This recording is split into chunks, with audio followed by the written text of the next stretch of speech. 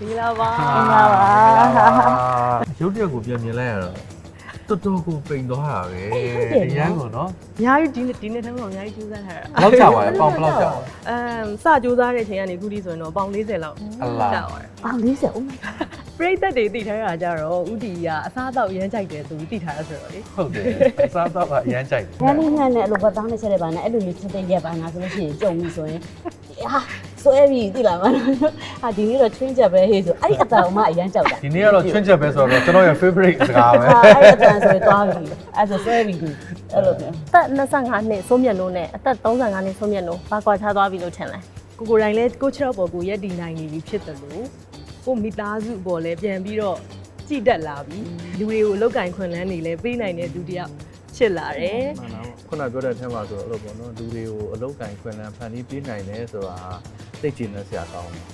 နော်ဒါလုပ်ငန်းရှင်တွေခုံယူကြတဲ့အချက်တွေအချက်တစ်ခုပဲပေါ့နော် ဒီမှာဆိုအသက်35နှစ်မှာဖြစ်ချက်ပြည့်ဟုတ်တယ်နော်အသက်50မှာလည်းဖြစ်ချက်ပြည့်တယ်အဲ့ဒါကမင်းမကြော်အလှဆုံးချိန်တော့မှဖြစ် အားကြောင့်နှစ်ယောက်လုံးအလားဆုံးချိန် အလှဆုံးချိန်ပြည့်တယ်အကုန်လုံးလာနေကြပါ အခုရောကိုယ်ရီတောက်ပါအခန်းလေးတော့မင်းမင်းလေး အဓိကတော့ကိုယုံကြည်ဖို့ Happy birthday dear Mendo Happy birthday to you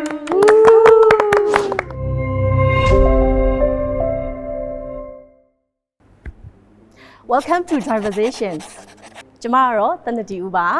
Driverzation ဆိုတာကျမတို့ Joy CEO တွေကိုယ်တိုင်တင်ဆက်သွားမယ်နေပယ်အသီးသီးမှာအောင်မြင်နေတဲ့ပုံကိုယ်တွေကိုဖိတ်ခေါ်ပြီးတော့မှ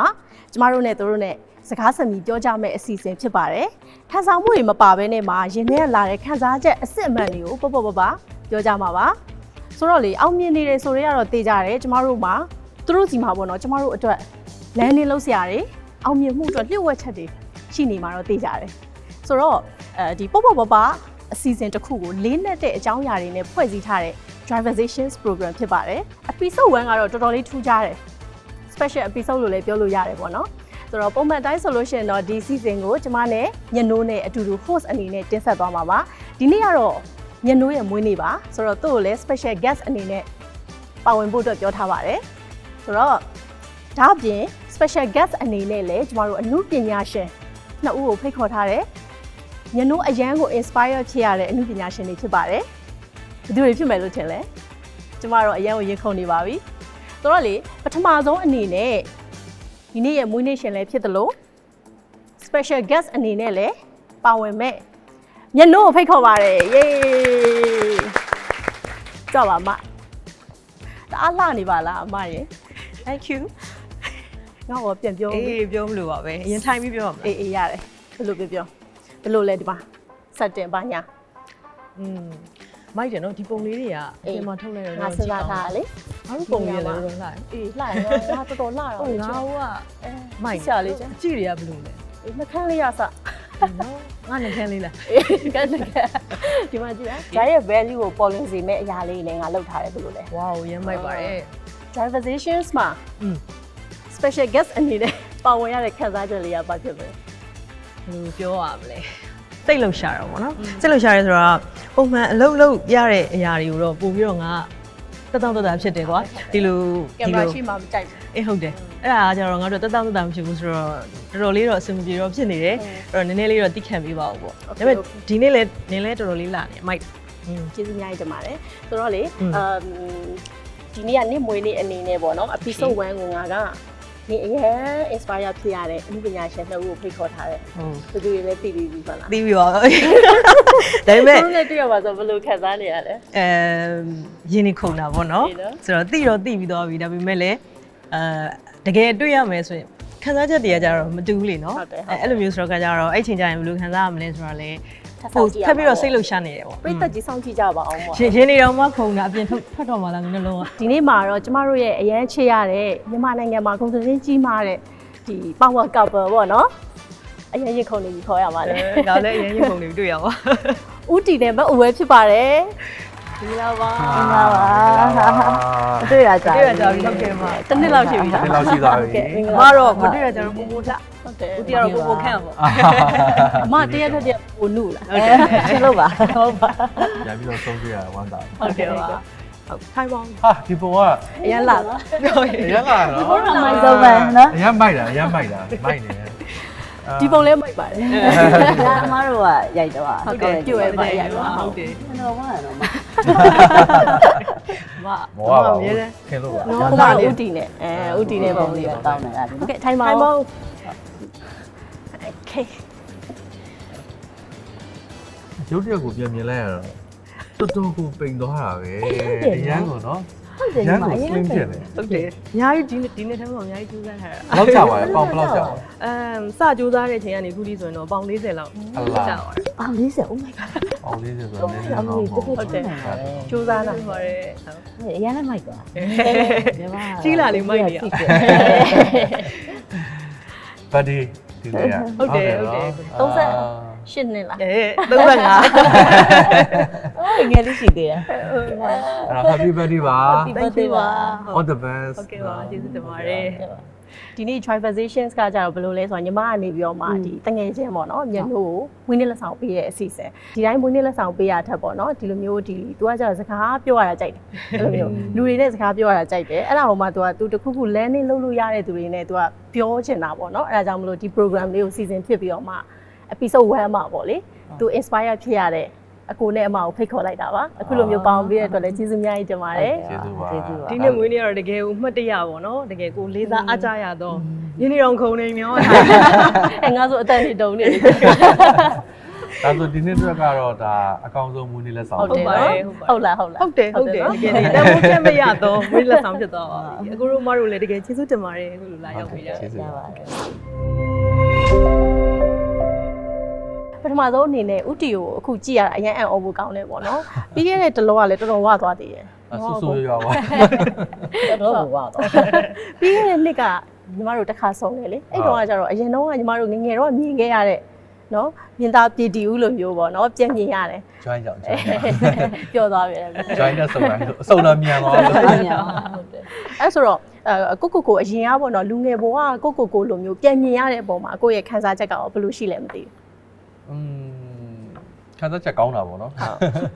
်အရန်ဝါသွားတဲ့အခါကျတော့လေအဓိကကတော့ဟိုပါပေါ့ယုံကြည်မှုပျောက်ဆုံးသွားတာပေါ့ယုံကြည်မှုပျောက်ဆုံးသွားတယ်ဆိုတာဥမာလူကြားထဲသွားတာပဲဖြစ်ဖြစ်ရိုက်ကူးရေးအတွက်ပဲဖြစ်ဖြစ်ကိုယုံကြည်မှုမရှိတော့ဘူးလူတွေအားလုံးကလည်းဘယ်လိုပဲဖြစ်ဖြစ်လေသူကဝါတာကိုမြင်တဲ့အတွက်ကြောင့်မို့ဟာဝါလာတယ်နော်အရန်ဝါလာတယ်နော်လို့ပြောမှာပဲလေအဲ့ဒီခါကျတော့ဘယ်လိုပြောမလဲဆိုတော့ကိုယုံကြည်မှုတွေမရှိတော့ဘူးပေါ့နော်အဲ့တော့ဟိုအခုလည်းဟို perfect တော့ပြန်မဖြစ်သေးပါဘူးဟိုဒါပေမဲ့အဲ့အရန်ဝါတဲ့အချိန်တက်စရင်တော့ကိုလည်းနဲ့ယုံကြည်မှုလေးပြန်ရှိလာတဲ့အနေအထားလောက်ပေါ့နော်အဲ့လောက်တော့ဖြစ်လာပြီပေါ့နော်ဆိုတော့အရန်ဝါတဲ့အချိန်ကြတော့လေတခြားအချိန်တွေမှာမသိတာရင်တော့မှလေဥပမာကျွန်တော်တို့ဟိုဘုန်းကြီးစွန့်ကတ်တာတို့တရားနာတာတို့လေဒီလားအဲ့မှာကျွန်တော်တို့ဟိုအောက်မှာထိုင်ပြီးတော့ရှ िख ိုးပြီးလို့ရှိရင်လေပြန်ထတဲ့ခါကျရင်တော်တော်ရုန်းကန်ပြီးထားတယ်အဲ့ဒါကအဆိုးဆုံး feeling ပဲဆိုတော့ဟိုသိနေရလေသူကဟိုဖြတ်ခနဲ့ပြန်ထလို့မရဘူးအဲတေချာအာယူပြီးမှလေးနေတာအဲ့အချိန်မှာအရန်သိတာပဲအဲ့တော့ကိုတကယ်ဝိတ်ကြသွားပြီးတော့မှနည်းနည်းပေါ့ပေါ့ဖြစ်သွားပြီဆိုရင်ကြတော့ပြန်ထခြင်းလို့ရှိရင်လည်းမြန်မြန်ဆန်ဆန်ထလို့ရတယ်ပေါ့နော်ဆိုတော့နောက်တခြားဘိုင်းမှာဆိုလည်းအခုရိုက်ကူးရေးတွေပါတယ်လုပ်တယ်ဆိုလည်းအဝတ်စားဝတ်တာပါညာအစပေါ့နော်အစရာယုံကြည်မှုပြန်ရတယ်ပေါ့နော်ဆိုတော့အဲ့လို feeling တွေကတော့အရန်ကောင်းတယ်ဟုတ်ကဲ့ပါအဲ့ဆိုညီမစိတ်ဝင်စားတာတစ်ခုอ่ะဗောနော်ဥတီဝိတ်ချနေတဲ့အခါမှာအခက်အခဲဆုံးပိုင်းကဘာဖြစ်မလဲပရိသတ်တွေသိထားတာကြတော့ဥတီကအစားအသောက်အရမ်းကြိုက်တယ်ဆိုပြီးသိထားရဆိုတော့လေ ဟုတ်တယ်အစားအသောက်ကအရန်ကြိုက်တယ်ကျွန်တော်တို့ကဘာကြောင့်အစားအသောက်ကြိုက်လဲဆိုတော့ကျွန်တော်အဖေကဝန်ထမ်းဆိုတော့ဖေဖေကနေတွေမှာတာဝန်ကြတဲ့အခါကျွန်တော်မိသားစုလိုက်ဖေဖေနဲ့ကိုလိုက်ရတာတချို့နေတွေကကြတော့လေအဲ့လိုပေါ့ဟိုအသီးအနှံတွေသားငါးတွေအရန်ပေါ်တာအရန်လက်ဆက်တာအဲ့လိုနေဒေတာ AR တိုင်းတို့ဘာလို့ဆိုတော့အဲ့လိုမျိုးတွေရှိတော့လေကျွန်တော်တို့ငယ်ငယ်တုန်းကကျတော့တခြားလိုပေါ့တရေစာတွေဘာတွေလဲထူးထူးခြားခြားစားချာမရှိဘူးလေအဲ့တော့ဒီထမင်းကိုပဲတေးသေးချာချာspecial ချက်ပြီးစားကြတာပေါ့နော်ဥပမာကျွန်တော် breakfast ဆိုလို့ရှိရင်တော့မှထမင်းကြော်ပဲထမင်းကြော်ရဲပဲပြုတ်ရဲမှာအဲ့ဒါဟင်းတွေရောချင်းဟင်းတွေရောအဲ့လိုမျိုးအပြည့်စားတာအဲ့တော့ lunch တို့ dinner တို့ကတော့ပြောမနေနဲ့တော့ပေါ့နော်အဲ့တော့ကျွန်တော်တို့ကဒီထမင်းကိုအရန်ကြိုက်တာအဲ့တော့ဟိုဒီထမင်းမှမစားရလို့ရှိရင်မတင်းတိမ်ချင်ဘူးဆိုတော့ကျွန်တော်တို့ကအဲ့လိုဖြစ်တာပေါ့ အလေးကျင့်လည်းဖြစ် အလေးအကျင့်ပေါ့ဆိုတော့ကျွန်တော်တို့စီမှာဟောပေါ့အားလုံးမဟုတ်ပြင်မဲ့တော်တော်များများကလေဒီထမင်းစားရမှတင်းတိမ်တဲ့ဟာ ဟာတော့တော်တော်လူတော်တော်များများမှာရှိကြတယ်ကျွန်တော်တို့လည်းအဲ့ထဲမှာပါတာပေါ့နော်အဲ့လိုမျိုးပေါ့နော်အဲ့တော့ထမင်းအရန်ကြိုက်တဲ့ဟာကကျွန်တော်တို့ကပြဿနာဖြစ်နေတာပေါ့နော်အဲ့တော့ဘယ်အချိန်ဒီမှာခက်ခဲလဲဆိုတော့အဲ့ဒီအစားအစာကို control လုပ်ရတဲ့အချိန်တွေကခက်ခဲတာပေါ့ကျွန်တော်တို့အတွက်ကိုလေအဲ့လိုမျိုး ဝေးချတဲ့သူတော်တော်များများလဲအဲ့ဒါအခက်ခဲဆုံးပိုင်းပါပဲနော် ဟုတ်တယ် ဒီမှာလူမျိုးတော်တော်များများလည်းအဲ့လိုမျိုးပဲဘာလို့ထမင်းဖြတ်ရတော့လေ ဟုတ်တယ် ညီမတို့ဆိုလဲလိုပဲငငယ်တွေကလေ့ကျင့်ခံခဲ့ရတာလေနော်ထမင်းနဲ့ထမင်းအများကြီးနဲ့ ခင်းနဲ့ထမင်းတုံးနဲ့စားရတာ ငယ်ငယ်တော့ကျတော့လေလူကြီးတွေဆိုလေဒီထမင်းစားမှဒါအားရှိမယ်ဟိုဖြစ်မယ်လို့ဆိုတော့ဒီထမင်းကိုမစားရင်စုတော်စုရလေဆိုတော့ဒီထမင်းကကျွန်တော်တို့ဘက်ကပြဿနာဖြစ်နေတာအဲ့ဒီဂစီဓာတ်တွေပါတယ်လေအဲ့ဒီစံနေဂျုံနေဒါတွေကဟိုပေါ့လိုအပ်တာထက်ပိုပြီးများစားရင်သူကနည်းနည်းလေးစီးကြိုပို့ပြီးတော့ဖြစ်စီတဲ့အထက်မှာပါတယ်ပေါ့နော် လူတော်တော်များများလဲအဲ့လိုပဲနော်စီးကြိုသွေးတိုးနှလုံးသွေးကြောခြင်းဒါတွေကဝါလာပြီးဖြစ်ကြတာတွေဆိုတော့ ဟုတ်တယ်အဲ့ဆိုတော့ဥတီအခုလိုပေါ့နော် body transformation ဖြစ်ဖို့အတွက်မအူဝဲရဲ့အခန်းကဏ္ဍကလည်းအရေးကြီးမယ်လို့ထင်တယ်ပေါ့နော်အမအနေနဲ့ဘယ်လိုတွန်းအားတွေဆွဲအားတွေနဲ့ဘယ်လိုမျိုးလုပ်ခဲ့ရလဲဆိုတာကိုလည်း share လုပ်ပေးပါအောင်အမ လုံတွန်းအားရပေးခဲ့တယ်ဆိုဒါတဲ့အိမ်မှာအဲ့လိုချက်တဲ့ဟင်းက तू ရမ်းကြိုက်တယ် तू ကအဲ့လိုဟိုပါလဲဟိုဟာလေခရမ်းသီးရမ်းကြိုက်တယ်လေခရမ်းသီးနဲ့အဲ့လိုဘာသားနဲ့ချက်တဲ့ဘာနဲ့အဲ့လိုမျိုးချက်တဲ့ရက်ပါငါဆိုလို့ရှိရင်ကြုံပြီဆိုရင်ဟာဆွဲပြီတိလားမဟာဒီနေ့တော့ train ချက်ပဲဟေးဆိုအဲ့ဒီအတန်အမအရမ်းကြောက်တာအဲ့ဒီအတန်ကြားပြီဆိုရေးလဲဆွဲပြီလေဆိုတော့အဲ့ကြတော့သတိပေးရတယ်နည်းနည်းရှော့နည်းနည်းစိတ်ကိုနည်းနည်းရှော့တာဆိုအဲ့လိုမျိုးပြောရပြီးတော့သတိလေးပေါ်ပေးတာပါအဲ့လောက်ကလေးပါပဲအရင်ကတော့ ဒီနေ့ကတော့ချွန့်ချက်ပဲဆိုတော့ကျွန်တော်ရဲ့ favorite စကားပဲ အဲ့အတန်ဆိုရင်သွားပြီအဲ့ဆိုဆွဲပြီသူအဲ့လိုမျိုး အဲ့ဆိုဥတီရဲ့အခက်ခဲဆုံးချိန်ရခရသီးနဲ့ဝတ်တာနဲ့ချက်တဲ့ချိန် ဒီနေ့ကြိုက်တာ ရှင်းချက်ပဲဥတီဝေးချနေတဲ့အချိန်ပါပေါ့နော်ကိုငါတော်ပြီးစက်မလုံနိုင်တော့ဘူးဆိုတော့အခိုက်အတန့်မျိုးတွေများရှိဘူးသလားပေါ့နော်အဲ့လိုရှိဘူးရင်ရောဘလို့စိတ်နဲ့ကြော်ဖြတ်ခဲ့ရလဲအဲ့ဒါလေးသိချင်တယ် ရှိတာပေါ့ကျွန်တော်အရန်အဝဆုံးအချိန်က194ပေါင်194ပေါင်မှာကျွန်တော်တော်တော်ကြည့်လို့မကောင်းတော့ကိုပြန်ကြည့်ရင်တော့မှ ချက်စရာကြီး ရုပ်တယ်တကယ်အဖြစ်ပြောအာအာနည်းမြတ် ဆိုတော့အဲ့လိုဝိတ်ရန်တက်တဲ့အချိန်ကနေပြီးတော့ပြန်ချပြီဆိုလို့ရှိရင်ကျွန်တော်တို့ကလေပထမ10ပေါင်လောက်ကတော့လေသူကဟိုမြင်ရတယ် result ကိုလေတောက်လျှောက်ကျသွားတာလေဒီနေ့တစ်ပေါင်ကျတယ်2ရက်နေနောက်တစ်ပေါင်2ပေါင်ကျတယ်စသဖြင့်မြင်နေရတော့လေသူကပျော်တာပေါ့အဲ့တော့10ပေါင်လောက်ကျပြီးသွားပြီဆိုရင်နောက်ပိုင်းကျတော့နည်းနည်းလေးတော့ပူခတ်လာပိန်လာတာနဲ့အမျှကျဖို့ကနည်းနည်းပိုပြီးကြိုးစားရုန်းကန်တခါကျတော့5-6ရက်လောက်ဇက်တိုက်တစ်ပေါင်မှမကျတော့ဘဲနဲ့တန်းနေတဲ့ဟာမျိုးတွေလည်းရှိတယ်အဲ့ဒီအချိန်ကျရင်တော့အရန်စိတ်သက်ကြတာလေဒီလားဟာတီချာလုံးရတဲ့ဟိုမကြတော့ဘူးတော်ပြီကွာငါမလုံးတော့ဘူးရက်လိုက်တော့မယ်ပေါ့နော်မဖြစ်နိုင်တော့ဘူးဆိုပြီးတော့မှအဲ့လိုမျိုးပေါ့လက်လျှော့ခြင်းနဲ့စိတ်မျိုးဖြစ်တဲ့အချိန်တွေကတော့အဲ့လိုအချိန်တွေပေါ့ဘာလို့ဆိုတော့ကိုကဒီမှာလည်းကိုကြိုက်တဲ့အစားအသောက်တွေကိုကိုက control ကလည်းလုပ်ထားရသေးတယ် result ကလည်းမရဘူးဆိုရင်အဲ့လိုအချိန်တွေမှာနည်းနည်းလေးစိတ်ကလက်လျှော့ခြင်းတာပေါ့အဲ့ဒါတွေကိုဘယ်လိုကြော်လွှားလဲဆိုတဲ့အခါကျတော့တကယ်တော့လေဟိုကျွန်တော်တို့လူတွေမှာမလုံနိုင်ဘူးမဖြစ်နိုင်ဘူးဆိုတဲ့အရာကတော့မရှိဘူးလေကိုမလုံနိုင်ရင်လည်းလုံနိုင်တဲ့လူတွေကရှိနေရပဲလေအဲ့တော့သူတို့တော့လုံနိုင်သေးရင်ကိုကဘာကြောင့်မလုံနိုင်ရမလဲပေါ့နော်ဒီချာလုံမယ်ဆိုရင်ဘာကြောင့်မဖြစ်ရမှာလဲသူများတော့ရသေးလို့ရှိရင်ကိုလည်းရရမယ်ပေါ့အဲ့လိုစိတ်နဲ့ကိုပြန်ပြီးအားတင်လိုက်လို့ရှိရင်တော့ပြန်မရအောင်ပေါ့ဒီ result ကိုမထွက်အောင်လုပ်ချင်စိတ်တွေပြန်ဖြစ်လာတယ်နော်အဲ့လိုစိတ်နဲ့ပဲဒါကိုကြော်လွှားရတာဒါဆိုဝိတ်ချနေတဲ့သူတွေလည်းเนาะဒီဟိုဥတီရဲ့ဒီလိုမျိုး thinking ကနေပြီးတော့မှကိုယ့်အတွက်လေဒီ energy တခုရမယ်လို့တော့ထင်တယ်เนาะဟုတ်တယ်ဝိတ်ချတဲ့သူတော်တော်များများလက်လျှော့တဲ့အချိန်ကလည်းအဲ့ချိန်ပဲဟုတ်တယ်ဟိုဘာလို့လဲဆိုတော့စချင်းမှာကျတော့ညီမတို့ကဒီရေ weight တွေအရင်ကြတာဟုတ် water weight တွေကကျတော့သူက visible ပေါ့เนาะမြင်ရတယ်ပေါ့တရက်နဲ့တရက်မြင်ရဒါပေမဲ့ကြာလာတဲ့ခါမှာကျတော့သူကရေ weight ကြစရာမရှိတော့ကျတော့သူကအဲ့မှာစခတ်တာပေါ့သူကနေ့စဉ်ကြောင်မမြင်ရအောင်လေအဲ့လိုမျိုးမှာ9ရက်လောက်မှတစ်ပေါင်လောက်ကြာမယ်အဲ့လိုအချိန်ဒီမှာကျတော့ဝိတ်ချရတဲ့သူတော်တော်များများလက်လျှော့ရှုံးပေးလိုက်ပြီးတော့ပြန်စားကြတာပဲအဲ့လိုမျိုးဖြစ်သွားတာဟုတ်တယ်ကျွန်တော်တို့ကြတော့လေဥပမာဗျာ185.8ဓာတ်မ8ကနေဓာတ်မ3လောက်ဖြစ်သွားတယ်ဆိုရင်ကိုကအဲ့ဒါကိုဟိုကြတယ်လို့လက်မခံနိုင်ဘူးကိုက9ကနေ4ဖြစ်မှာပဲလေဟုတ်တယ်ကျွန်တော်ဟိုပေါ့တည်တည်ချာဒီတေးကြီးတော့နားမလဲတော့လေ ဆိုတော့အဲ့တော့ဓာတ်သမ3လုံးဆိုတာဒါကြားတယ်လို့ကိုယ်စိတ်ထဲမှာကိုကမထင်ဘူးလေငါကနေ4ဖြစ်မှ3ဖြစ်မှဒါမှကိုကကျေတတ်တာလေအဲ့လိုဖြစ်တာ တူတူပါပဲညီမလည်းအဲ့လိုပဲဟုတ်တယ် ဟုတ်တယ်နော် မကြိုက်တယ်ဒါရမ်းကြိုက် ညီမလည်းကြိုက်ဆုံးတာ ကျွန်တော်လည်းအဲ့ဒါအကြိုက်ဆုံးဟို formula လောက်ထားတာလေ ဟုတ်လားဟုတ်တယ်ကျွန်တော်လည်းအဲ့ဒါအကြိုက်ဆုံး ကိုနဲ့မှမြန်မာမုတ်တွေကြိုက်ကြလား ကြိုက်တယ် ဟောမြန်မာမုတ်တွေပြင်ထားတယ်ဒီနေ့အစတော့ကတော့ဟို lunch ပေါ့နော်ပြင်ဆင်ပြီးတော့ကျွေးမလို့ပေါ့လေလာလေတော့လေဒါပေမဲ့အခုကျတော့ snack စားချိန်ရောက်တော့ကျတော့ join ရဲ့ weight မတက်တဲ့မြန်မာမုတ်တွေပြင်ထားတယ် နော်ကြိုက် ဒီနေ့တော့ချွင်းချက် ဒီရဲ့ချွေးချက်မရှိ ချွင်းချက်မရှိโอเคပါအဲ့ဆိုတော့ chef တီလာချလို့ရပါပြီ ဟာစုံပဲ စုံမဲ share ပဲ โอเค ကျေးဇူးပါ ဒါလေးတွေမဟုတ်စုံမဲ ဘိန်းမို့ပါတယ် မအောင်တင်းနဲ့မအောင်နောက်တဲ့ဟာကျစနေနေဟာစကယ်လိုရီလေးလောက်တာ ကယ်လိုရီလေးတွေတွက်ထားတယ် ကယ်လိုရီလေးလည်းပါဟုတ်တယ် မုံစမ်းလည်းပါတယ်မုံစမ်း မုံစမ်းဆိုရင် ကယ်လိုရီ60 အေးနော် ကယ်လိုရီ60 အဲ့ ပဲ လို ဒီ ဆို တ တော့ လုံး ကယ်လိုရီဘယ်လောက်ပါလဲဆိုတာမသိဘူးနော် ဟုတ်တယ်ဘယ်လောက်ပါမှမသိတော့အများကြီးစားပြစ်နော် ဟုတ်တယ် ကိုတနေ့စားတဲ့ဟာဘယ်လောက်ဝင်သွားမှမသိ သိရ ဘူး နော် နော် ဟုတ်တယ် ဥတီအရင်တော့ကလေဝိတ်ချဖို့အတွက်စူးစမ်းခဲ့တဲ့အချိန်နဲ့အခု join နဲ့စုံပြီးနောက်မှာပေါ့နော် join ရဲ့ program တွေဝင်ပြီးတော့မှ join ရဲ့ products တွေပေါ့ meebox တွေစားပြီးတော့မှဝိတ်ချတဲ့အချိန်နှစ်ခုရဲ့ကွာခြားချက်ကရောဘယ်လိုဖြစ်မလဲ ဘယ်လိုဖြစ်မလဲဆိုတော့ပထမကိုယ့်နဲ့ကိုယ်ပေါ့နော်ဟိုဓာတ်ရက်လုံးမယ်ပေါ့ငါဝိတ်တော့နည်းနည်းပြန်ချဖို့လူပြီပေါ့ဆိုတော့ကိုယ့်နဲ့ကိုယ်ဝိတ်ချမယ်ဆိုရင်ကျတော့ဒီလိုပဲကိုထင်တာတွေစားပြီးကိုယ့်နဲ့ကိုယ်ဝိတ်ချရတာပေါ့အဲ့ဒီအခါကျတော့ဘာဖြစ်တယ်လဲဆိုတော့ကိုစားတဲ့အစားအစာဟာကယ်လိုရီဘယ်လောက်ရှိလို့ရှိမှန်းမသိဘူးအဲ့တော့အိမ်မှာလောက်တာဖြစ်တဲ့အတွက်ကြောင့်မို့လို့ဘယ်လိုပဲဖြစ်ဖြစ်သိရမလားစီတို့အငန်းတို့ဒါတွေကလည်းလိုအပ်တာတဲ့တော့ပူပါနေမှာပဲပေါ့နော်အဲ့ဒီအခါကျတော့စိတ်ထဲမှာကိုကဒါဥစားစားနေရတာကြမှာကြပါမလားဆိုတော့ယုံကြည်ချက်ပေါ့ယုံကြည်ချက်ကအပြည့်အဝမရဘူးလေ join ကဟလာမိပေါဆိုဟလာ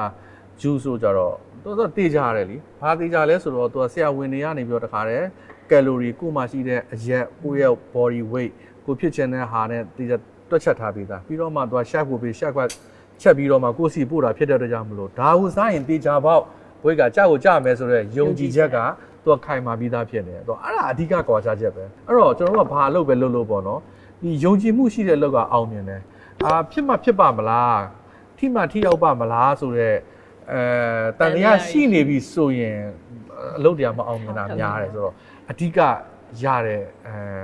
ကောင်းကျိုးပေါ့နော် ဟုတ်ကဲ့ဟိုကဝိတ်ချတဲ့အချိန်မှာเนาะတစုံတစ်ယောက်ကိုပုံအပ်လိုက်လို့ရတာကလေတကယ်ကောင်းတဲ့အချက်ပဲเนาะ ကောင်းတာပေါ့ तू ကငါ့ကိုဒါသူညွှန်ကြားတဲ့ဟာတွေကမှန်တယ် तू ပြောတဲ့အတိုင်းငါလုပ်လိုက်ရင်တကယ် result ရမယ်ဆို okay ပဲ စိတ်ထဲမှာယုံကြည်နေပြီလေစဉ်းစားကြမလို့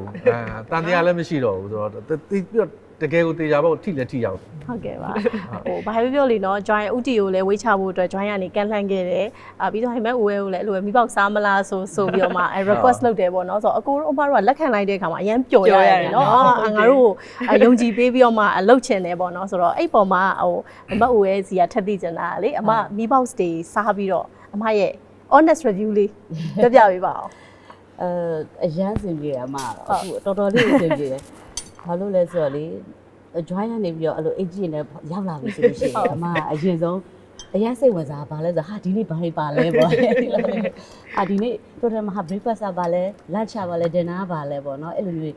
ဟိုကြည့်ရတာစိတ်ဝင်စားအဲ့ဒါလေးကလည်း feeling တစ်မျိုးပဲနော်ဒီနေ့ဘာစားရမလဲမသိဘူးပေါ့အဲ့ဒါလေးတော့ရန် feeling အဲ့လိုရှိရပါတော့နောက်တစ်ခုကကြတော့ခုနအကူပြောသလိုပေါ့ဟိုအဲ့ calorie တွက်ထားပြီးတာပါနော်အာဟာရဆရာဝန်နဲ့ဒီ calorie တွက်ချက်ပြီးတော့ဒီ chef တွေကနေပြီးတော့စနစ်တကျချက်ထားရဲအဲ့ဆိုအဲ့ဒါကိုစားရတာဖြစ်တဲ့အတွက်ကြောင့်မလို့ဟိုကိုလည်းဟို weight လည်းထိထားပြီးသားဖြစ်တယ်နောက်ပြီးတော့အစားအသောက်တွေကလည်းအဲ့လိုအရသာရှိစားလို့ကောင်းတယ်ပေါ့နော်အဲ့ဒါလေးကကြောင့်အမတော်တော်လေးအဆင်ပြေအိမ်မှာဆိုလို့ရှိရင်ညီမရဲ့ဟိုဘာပဲပြောအိမ်မှာချက်ထားတဲ့ဟင်းတွေကိုဟိုစီရီပြားရည်နဲ့ပိုင်းနဲ့ဆိုရင်ကြတော့လေ calorie ဘယ်လောက်ရှိလို့ရှိမှန်းလည်းမသိဘူးခဏကောင်းတယ်အဲ့လိုစားနေတဲ့လောက်ဒီစားမိရပါတော့အခုဆိုအဲ့တော့အခုအိမ်ရရင်နေလည်းလက်မကြည့်တော့ပဲနဲ့အခု join ကမေးပေါက်စင်နေပဲအဲ့ဒါပဲလောကအဲ့ဒါပဲစားတော့ဆိုတော်တော်လေးအဆင်ပြေရပါတော့စားတော့မယ်ဆိုတယောက်တပူရှေ့ချရတယ် ဒါဆိုရင်အကိုရောမှာဟိုက join ရဲ့ products တွေကိုဟိုစားပြီးသွားပြီပေါ့နော်စားပြီးသွားပြီဆိုရင်ညီမသိချင်တာကအဲ့ဒီကိုစားတဲ့ထဲရပေါ့နော် ဒီမီဘောက်စ်တွေဆိုလဲမီနူးတွေမျိုးစုံရှိတယ်မီဘောက်စ်တွေပြီးတော့ juice ဆိုလဲရတာတွေလည်းမျိုးစုံပေါ့အဲ့တော့ဘယ်အရာကိုအကြိုက်ဆုံးလဲပေါ့အဲ့ဒါဆိုရင် အမကတော့အကုန်လုံးလေးပါကြိုက်တယ်လို့ပြောတယ်ဟုတ်ကဲ့ဒီ juice တွေကလည်းညီမရဲ့နေ့လေညနေတော့အေးတောက်ချင်တယ်ဆိုရင်လေဒီအောင်မန်းညိုလေးဆိုရတာအရန်ကောင်းတယ်နောက်ဟိုအုံးရည်နဲ့ဟာလေးလည်းတော်တော်ကြိုက်တယ်ဆိုအဲ့ဟာလေးတွေကလည်းအေး juice တောက်တယ်လို့လေအဲ့လိုလေးတောက်လို့ရတယ်ဆိုတော့ဒီ juice တွေလည်းကြိုက်တယ်နောက်meal box ထဲမှာပါတဲ့အဲ့လို snacks တွေလေဟိုတနေ့ကဆိုရင်ဘိန်းမုံလိုဟာမျိုးလေးကတော်တော်ကောင်းတယ်ဟိုအရန်လည်းမချုံဒါပေမဲ့ရတာလည်းရှိတယ်အဲ့လိုပြောနောက်အဲ့လိုမျိုး no ဆိုလို့ရှိရင်လည်းပဲလိုရဲမှာအဲ့လိုကစုံဥလေးထည့်ထားတာအဲ့ဒါလေးဆိုလို့ရှိရင်လည်းကြိုက်တယ်အမ snack ကိုကြိုက်တာကိုကြိုက်တော့အဲ့ဒါလေးတော်တော်များများကြိုက်တာ ဟုတ်ကဲ့ ဟိုကတော့မိဘဆက်မှာဆိုရင်အဲ့လိုပေါ့ဟိုအရွက်နဲ့လေအရွက်နဲ့ဥမာ salmon ဆို salmon ပေါ့နော်ဟို snowfish ဆို snowfish ပေါ့နော်အဲ့လိုမျိုးပုံစံလေးပေါ့ဟို dinner ထဲမှာပါတာအဲ့ဒါကိုပိုကြိုက်တယ်အေးထဲမှာဆိုရင်တော့ဒီအောင်မင်းကိုအကြိုက်ဆုံးပဲညီမနဲ့တူတူပဲ ဟုတ်တယ် dry ရဲ့ဒီဟိုဟာတွေထဲမှာလည်းလိုပဲလေဒီ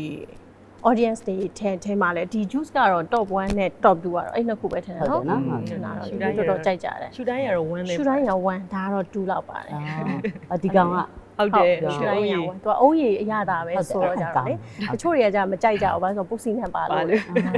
ပုစီနဲ့ကြိုက်တယ် ပုစီနဲ့ပါတယ် ဖိုးဒီလည်းကြိုက်တယ်ဖိုးဒီကယူတော့တယ်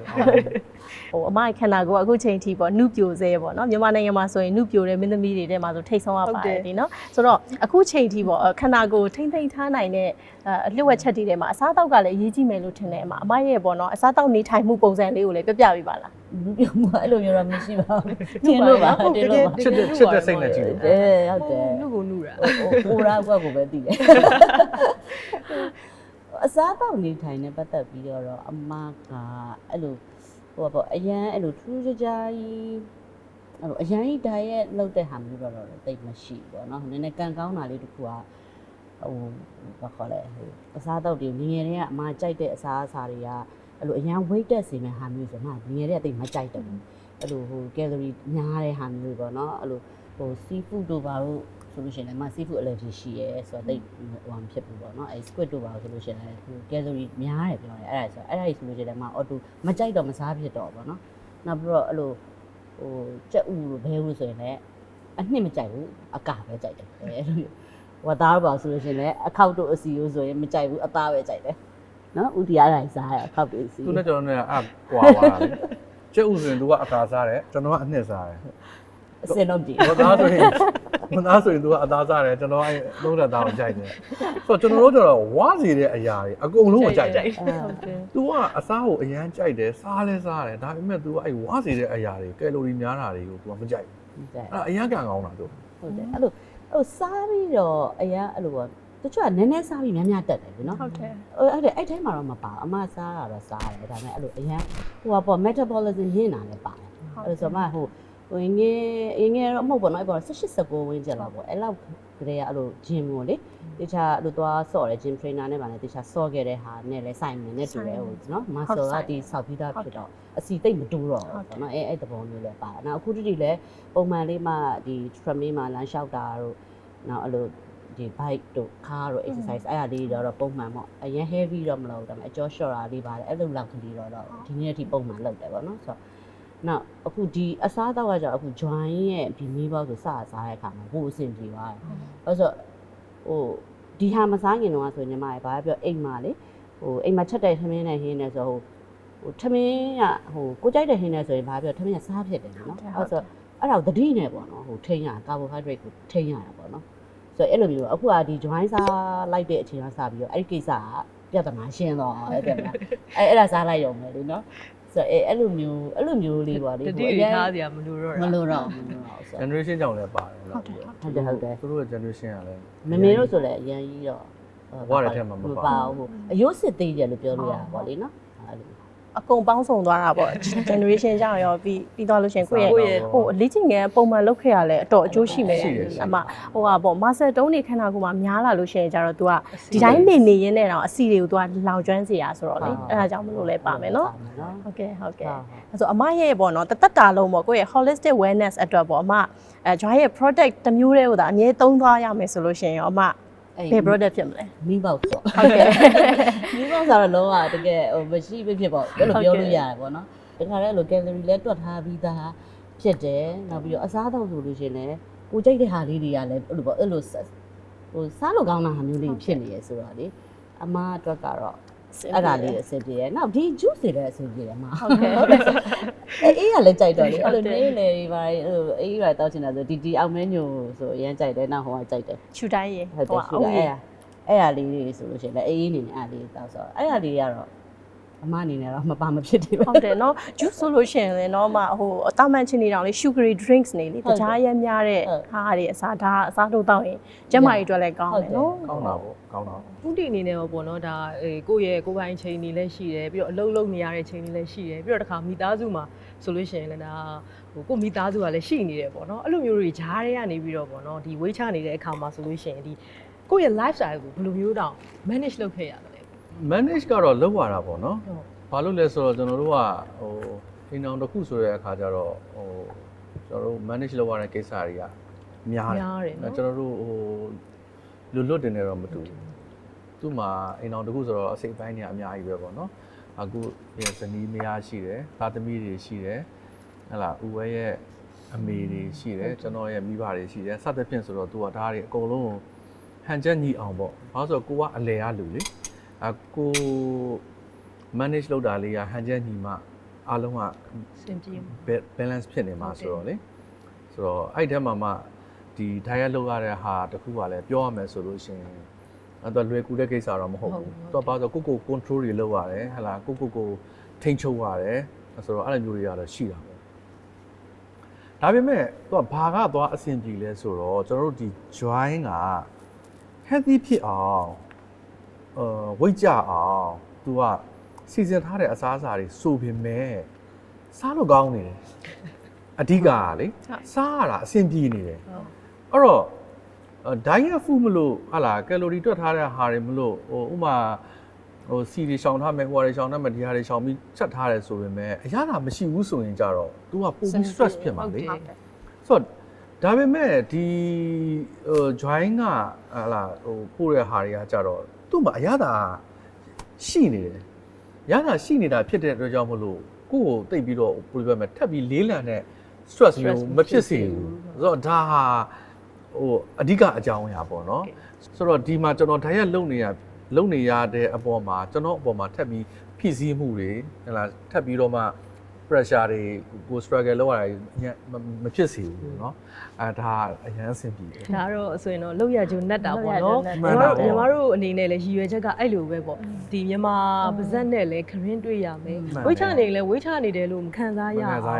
ခေါင်းတွေတော့အများကြီးရှုပ်ရတယ်ရှက်တွေကလည်းဒီမျိုးတွေကို create လုပ်ရတယ်ညီမတို့စီမှာကျတော့ရေရှည်စားနေတဲ့ customer တွေကလည်းရှိတယ်ဒါပေမဲ့သူတို့ကစားရင်းနဲ့ရိုးလာရင်ကျတော့တခါ မှန်တာပေါ့ကြာရင်မစားနိုင်တော့မှ အဲ့တော့အသစ်တွေကိုအများကြီးစဉ်းစားရတယ်တခါကယ်လိုရီဆရာဝန်တွေနဲ့ညှိရတယ်ဆိုတော့လေ တော်တော်ကောင်းစား ဟုတ်တယ်အမအဲ့ပြောကျေးဇူးတင်ပါတယ်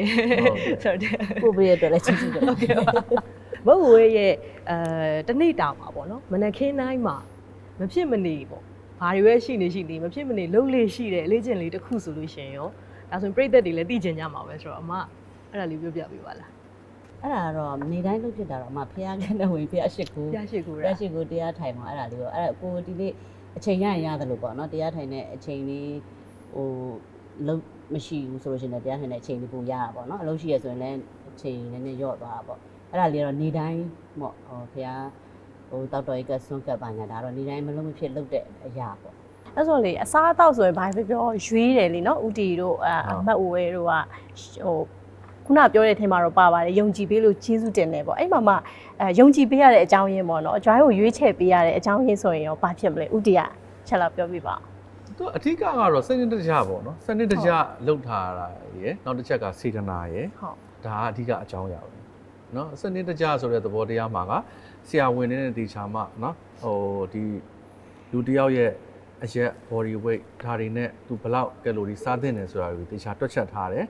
chef တွေကလည်းစနစ်တကျနှံ့ရှင်းစွာနဲ့ချက်ပြုတ်ထားတယ်ဆိုတော့အပေါ်မှာဒါအရင်စနစ်ကြတယ်ပေါ့နော်နောက်တစ်ချက်ကကြတော့ join မှာရှိတဲ့အစားအသောက်တွေကိုအဓိကကတော့ပိန်ကျင်လို့လှကျင်လို့နော်ဟို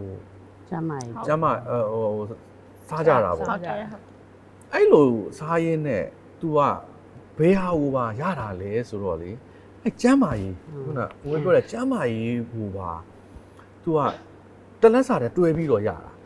အဲ့ဒါလေးကိုသိပြီးသတိမထားမိကြဘူးဘာကြောင့်လဲဆိုတော့ဒီအစားအစာတွေက healthy ဖြစ်အောင်လုပ်ထားတာလေ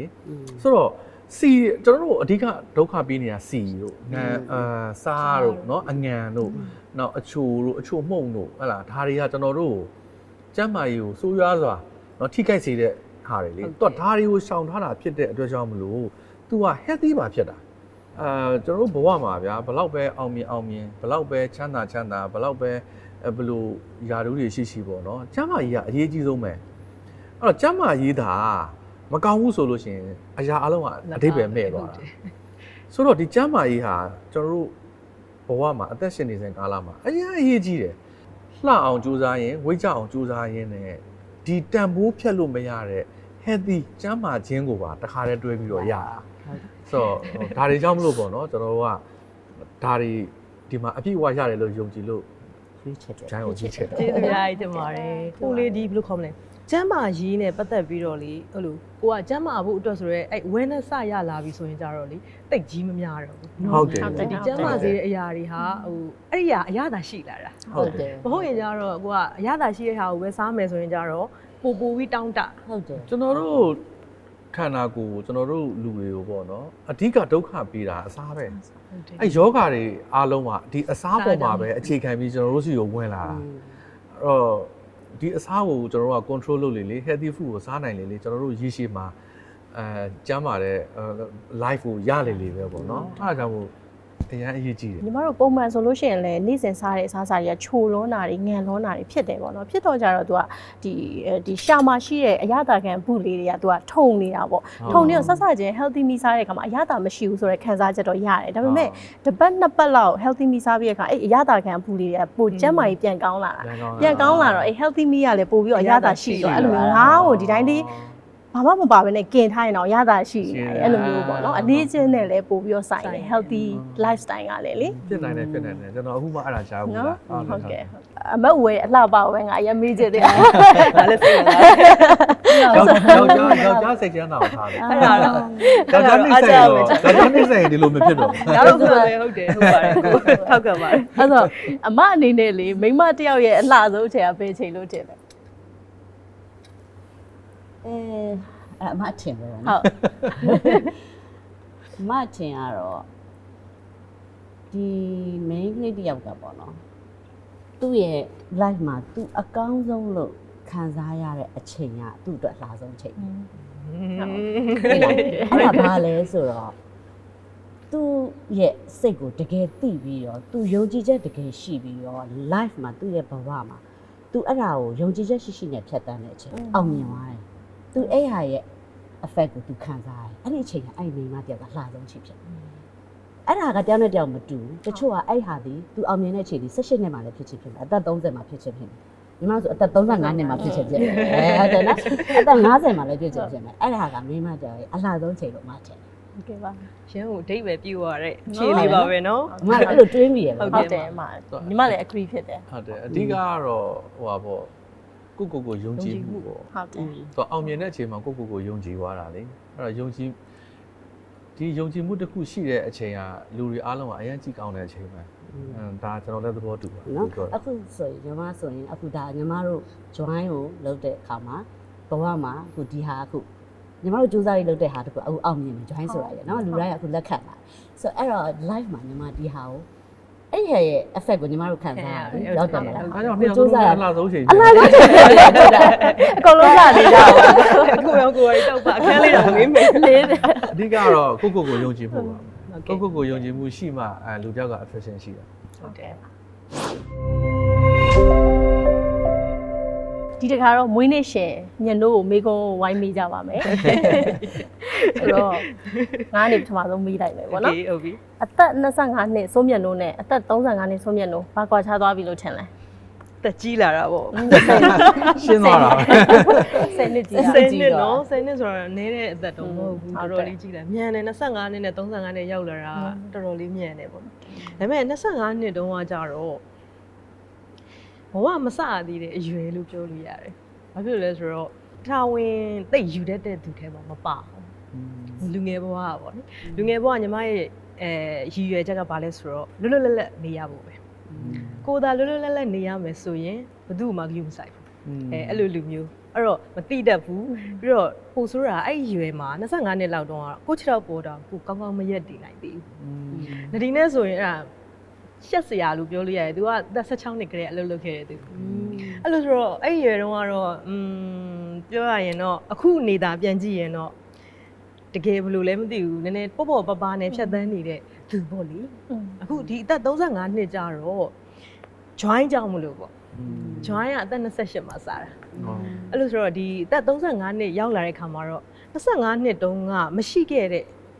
အရာတွေအကုန်လုံးဒီအခုချိန်မှာရှိနေပြီပေါ့နော်ကိုတိုင်းလဲကို6ပေါ်ကိုရက်တည်နိုင်နေပြီဖြစ်တယ်လို့ကိုမိသားစုပေါ်လဲပြန်ပြီးတော့ကြည်တက်လာပြီပြီးတော့ဘယ်လိုပြောမလဲလူတွေကိုအလောက်ကင်ခွင့်လန်းနေလဲပေးနိုင်တဲ့သူတယောက်ဖြစ်လာတယ်နောက်တစ်ခုကအဲ့တာဝန်ပေါ့နော်အဓိကကတော့တာဝန်ဆိုတဲ့အရာကိုယူတတ်တဲ့သူတယောက်ဖြစ်လာပြီးတော့တာဝန်ဘယ်လောက်ယူနိုင်လဲအဲ့လိုဘယ်လောက်ယူနိုင်လဲဆိုတာကိုဂုဏ်ယူတတ်တဲ့သူတယောက်ဖြစ်လာတယ်အဲ့တော့အသက်25နှစ်တုန်းကတော့ပေါ်ပါတာဂုဏ်ယူစရာဖြစ်ပြီးတော့အသက်35နှစ်မှာတော့တာဝန်ဘယ်လောက်ကြေလဲဆိုတာငါတို့တော့ဂုဏ်ယူစရာဖြစ်တယ်ပေါ့နော်ဟုတ်ကဲ့အဲ့ဒါတော့အဲ့အသက်ရွယ်နှစ်ခုကြားကွာခြားမှုပေါ့ညီမ congratulations ပါ thank you ညီမပြောသွားတဲ့ဟာလေဟိုလူတယောက်အတွက်သိတ္တံမှုရှိတယ်ဟုတ်ကျေးဇူးပါ ကွာခြားချက်ကကြီးမားတယ်ကွာခြားချက်ကကြီးမားခုနပြောတဲ့အထက်မှာဆိုအဲ့လိုပေါ့နော်လူတွေကိုအလောက်ကင်ခွင့်လန်းဖန်တီးပေးနိုင်တယ်ဆိုတာသိကျင်နေစရာကောင်းတယ်နော်ဒါလုပ်ငန်းရှင်တွေခုံယူကြတဲ့အချက်တွေကအချက်တစ်ခုပဲပေါ့နော်အလောက်ကင်ခွင့်လန်းတွေဖန်တီးပေးနိုင်တယ်ဆိုတာလေဂုဏ်ယူပါတယ်ဟုတ်ကျေးဇူးများကြီးတင်ပါတယ်ဆက်ကြိုးစားပါဦးပဲကဲဒီတင်ကတော့အခုအလဲပေါ့ဟုတ်ကဲ့ပဲပေါင်40တောင်မှဝိတ်ချတယ်ဆိုတာလေဟိုတော်ရုံတန်ရုံဇွဲတရုံတန်ရုံစိတ်သက်ခိုင်မှမှုနဲ့တော့မရဘူးလေနော်ဟုတ်ကဲ့အခုတော့မှ194ပေါင်ကနေချရဲဆိုတော့ပေါင်20ကြော်ပေါ့နော်ပေါင်20ကြော်လောက်ပဲချပြခဲ့တာပေါ့နော်ပေါင်40ဆိုတာတော့အခက်ခဲပါတယ်ဆိုတော့အဲ့လိုမျိုးဒီပေါင်40ကျအောင်ဟိုဒီဝိတ်ချတဲ့ကာလမှာစိတ်ပင်ပန်းမှုတွေရှိခဲ့မှာပဲလေနော်ဘာပဲဖြစ်မလွယ်ဘူးလေနော်အဲ့တုန်းကဝိတ်ချတော့ကစိတ်ပင်ပန်းမှုရယ်ဘဝမှာလည်းတခြားစိတ်ပင်ပန်းမှုတွေဆိုတာရှိမှာပဲလေလူတိုင်းမှာရှိကြတာပဲအဲ့တော့အဲ့နှစ်ခုဘာတွေများကွာခြားမလဲပေါ့နော်ဘယ်လိုကွာခြားလဲအဲ့အတွေ့အကြုံတွေသိချင်တကယ်တော့ကိုရဲ့ခုနလိုပေါ့နော်လုပ်ငန်းတစ်ခုအသက်28မှာလုပ်ငန်းစလိုက်ကြတယ်တကယ်ကြောင့်ပတ်စံချမ်းသာကြုံလုပ်စီးပွားရေးလုပ်ကြတာပေါ့လေဒါပေမဲ့လေပတ်စံချမ်းသာတယ်ဆိုတာဟာကြီးကနောက်မှာတကယ်တမ်းရင်လို့ပြောရင်တာဝန်ကအရင်လာတာမှန်တာပါအဲ့တော့ညီမဘဝမှာခက်ခဲတွေကိုသိမကြုံဘူးဟုတ်အဲ့ခုနလိုပေါ့နော်ဒီလုပ်ငန်းတစ်ခုမစခင်အချိန်မှာမှန်တာပါအဲ့တော့ဒီလုပ်ငန်းစတာဟာညီမတို့အရန်ခက်ခဲတာအစာပိုင်းမှာစပြီးတော့ခက်ခဲတယ်နဒီနဲ့ညီမနဲ့ရှင်းမယ်ဆိုရင်သူကတော့ဒီခက်ခဲတွေကeasy going ဖြစ်နေပြီတော့ညီမတို့ကြာအရန်ကြီးနေဒါပေါ့ဆိုတော့အကိုပြောဘဝမှာအခက်ခဲတွေကညီမ join နဲ့တွေ့မှစတာဟုတ်ဆိုတော့အဲ့တော့အခက်ခဲတွေဟာပြီးတော့ပို့ဆိုးတာဟာညီမတို့စတာ2019 2018ဒီဇင်ဘာမှာစတာ2020မှာကိုဗစ်ဖြစ်တယ်အင်းပေါ့တခါအခက်ခဲအကြုံမြန်ရောကိုဗစ်ဖြစ်တယ်နောက်တစ်ခါပြီးတော့2021မှာလည်းညီမတို့ခက်ခဲတွေအများကြီးရုန်းကန်ရတယ်တခါ2020အခု9 March လမှာငလျင်အဲ့တော့အခုပြောရဲပေါ့နော်အခက်ခဲတွေကိုဘာကွာလဲလို့ပြောရရင်တော့လေတကယ်တမ်းပြောရရင်တော့အခက်ခဲတိုင်းကတော့သူ့ဟာနဲ့သူကြီးမားကြတာပဲပေါ့နော်ဆိုတော့ဒါဝိတ်ချတဲ့အခက်ခဲကြတော့ညီမအဲ့လိုကြားတဲ့တွေကနေဝိတ်ချရတာပေါ့အဲ့လိုဆိုတော့ပို့ပြီးတော့ညီမအတွက်တော့တော်တော်ကြီး struggle လုပ်ခဲ့ရတဲ့အချိန်တွေဟုတ်ပြောလို့ရတယ်ပေါ့နော်ညီမစချတော့ကမချနိုင်ဘူးပထမတစ်နှစ်လောက်မှာအဲ့လိုကိုလည်းဘယ်လိုပြောမှလဲဆိုတော့စိတ်တက်ကြပြီးတော့ဟိုဘယ်လိုပြောလဲအခုပြောသလိုပေါ့အခုနအစပြောသလိုလေညီမတို့ဆက်စချင်းနည်းနည်းကြာသွားတယ်ကြာသွားတဲ့အချိန်မှာပျော်တယ်ဒါပေမဲ့နောက်ကျချရတာခက်တယ်ပြီးတော့ခုနလိုခက်ခဲတွေကြုံတဲ့အခါမှာ stress eating တွေဖြစ်တယ်ဆိုတော့အဲ့လိုမျိုးအရာတွေကြုံရတယ်ဆိုတော့ခါကြတော့အဓိကကတော့အဲ့လိုမျိုးအရာတွေကိုညီမကြုံနေရင်းနဲ့ကြတော့ဘယ်လိုပြောင်းလိုက်လဲဆိုတော့ okay ငါမကြလဲရတယ်ဒါပေမဲ့ငါဟာလေ့ကျင့်ကောင်းတွေကိုငါပြန်ပြီးတော့တိဆောက်မယ်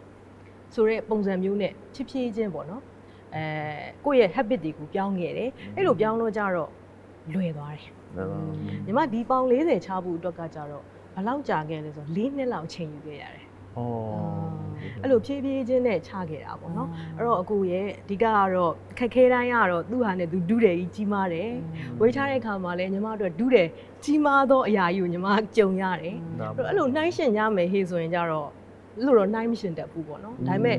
ဒီဘယ်လိုပြောမလဲဝေးချတဲ့အခက်ခဲမှာじゃကိုယ့်အကူပြန်တိုင်ရင်နဲ့အဲ့လိုချနေရတာဆိုတော့တဖြည်းဖြည်းနဲ့ကြတော့ဘာဖြစ်လာလဲဆိုတော့အဲ့ဒါကြီးကိုသဘောကျလာငါလုံနိုင်တယ်ချဒီ stress တွေလာလဲ okay ရတယ်ဒါတွေလည်းငါလုံမယ်ဒါလည်းငါလုံမယ်အခုပြောဆိုလူတယောက်အောင်မြင်မှုဆိုတော့သူတို့တောင်လုံနိုင်တယ်ငါဘာလို့မလုံနိုင်ရမှာလဲဟာပေါ့အဲ့တော့အဲ့တာဝန်တွေရရင်ရတယ်လို့တာဝန်တွေရှိရင်လည်းရှိတယ်အဲ့တာဝန်တွေကိုလည်းငါရအောင်လုပ်မယ်ငါအတွက်လည်းငါတာဝန်ကျအောင်လုပ်မယ်အဲ့လိုမျိုးနီးနဲ့ညီမပေါင်40ရအောင်ချခဲ့တယ်ပေါ့နော်ဆိုတော့အဲ့ရန်ပြောင်းလဲမှုရန်ကြီးရယ်လေနော်ဆိုအဲ့လိုပြောင်းလဲမှုဒီလိုမျိုးဖြစ်သွားအောင်ပေါ့ညီမအတွက်ဘယ်လိုမျိုးအရာတွေကအဲ့လိုစိတ်ခုန်အားတွေဖြစ်စေခဲ့တယ်ဘယ်အရာတွေကအဲ့လိုဘယ်လိုခေါ်လဲပြောင်းလဲသွားစေခဲ့ရလဲအစလေးသိလားဒီဝိတ်ချဖို့ညီမအတွေးထဲမှာမရှိဘူးညီမတို့နောက်တစ်ခုကဘာလဲဆိုတော့ join စတဲ့အချိန်မှာညီမစဝါလာအော်စလို့တော့မှာဟုတ်တယ်ရေကညီမမောအောင်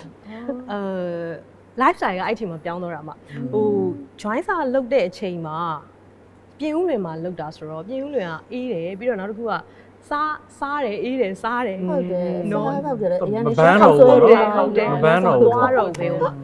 ဆောင်းထဲမှာပဲကိုးရတယ်အဲ့လိုပေါ့ဟိုရန်ကုန်မှာနေတဲ့ခါကြလို့ရှင်ကြတော့အဲ့လိုသွားလာလှုပ်ရှားဟုတ်တယ်သွားလှုပ်ရှားနေရများတယ်ပြီးတော့အသက်ကြီးလာတာနာမှန်တာပေါ့နော်အသက်ကြီးလာတော့ခါကြတော့သူ့ဟာသူ weight ကတက်လာတဲ့အချိန်ဆိုတော့အဲ့လိုမျိုးစချက်ရခက်တဲ့အချိန်မှာ join စားတဲ့အချိန်နဲ့ကွက်တိဖြစ်တယ်အဲ့မှာဘသူတွေကစပြောလဲဆိုတော့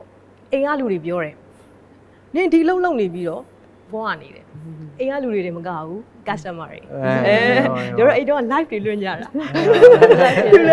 သူလည်းဝါညီမလည်းဝါအဲ့တော့နင်တို့တွေကဝါနေပြီးတော့ဒီလိုမျိုးလုံနေတယ်အဲ့ချိန်တော့စိတ်ကပါလဲဆိုတော့ဘာဖြစ်လဲငါပတ်စံရှာမယ်နင်တို့ပြောလဲငါဘာမှကြည့်မဆိုင်ဘူးအဲ့လိုညီမရဲ့မကောင်းတဲ့အကျင့်ကပါလဲဆိုတော့သူများပြောရင်ပို့လုပ်ချင်တယ်အဲ့ဒီချိန်တော့အဲ့လိုမျိုးပုံစံနဲ့ဆိုတော့အဲ့ဒီချိန်ကနေပြီးတော့သက်30မှာကျတော့ဘာဖြစ်သွားလဲဆိုတော့ပြောင်းသွားတာတွေးခေါ်ဂျားထဲမှာဖြစ်ပြောလိုက်အောင်ပဲဒီဂျားထဲမှာနေအသွေးကောင်မပြောင်းခင်မှာလေငါအရန် push တယ်လေဝိတ်ကြဖို့အတွက်အဲ့ဒါနဲ့ဒါမစားရအောင်ဆိုလို့မျက်ရည်တောင်ကျတယ်သူကဟိုမှာစက်သားပလာတာလားပါလားပဲထမင်းပဲထမင်းနဲ့လေစက်သားပလာတာနဲ့သူကအဲ့ဒါအဲ့လိုမျိုးအဲ့လိုခုနလိုမျိုး stress တွေများနေတဲ့အချိန် तू ကအတင်း push လို့ဝိတ်ချဆိုတော့ချနေတဲ့အချိန်ပေါ့ဒါပေမဲ့လည်းမကြပါဘူးမကြတဲ့အချိန်မှာကိုစားချင်တာမစားရတာမစားရတာဘယ်လောက်တောင်ဖြစ်လဲဆိုမျက်ရည်ကျတဲ့အထိကိုဖြစ်ခဲ့တာအဲ့လောက်ထိ stress တောင်မခံနိုင်တာအဲ့ဒီချိန်ကအဲ့တော့သက်30မှာကျတော့ခုနလိုအတွေးကလုံးဝပြောင်းသွားတာဘာလဲဆိုတော့ငါဒီလုပ်ငန်းကိုဦးဆောင်နေတာဟုတ်တယ်ငါဟာစံပြဖြစ်ရမယ်ပေါ့ဒီလိုမျိုးပေါ့နော်မကောင်းတဲ့ဟာတွေကနေကောင်းတဲ့ဘက်ရောက်လာတာပြီးတော့တခါကျမ်းမာရေးပေါ့ကျမ်းမာဖို့အတွက်ငါဝေးချရမယ်ဆိုတဲ့အသည့်ဟာအဲ့ဒီချိန်မှာစပြီးရောက်လာတာအဲ့ဒါကကြတော့ဟိုကိုယ့်ရဲ့စိတ်က awareness ခေါ်မလားနော်အဲ့ဒါပြောင်းသွားတဲ့ခါကျတော့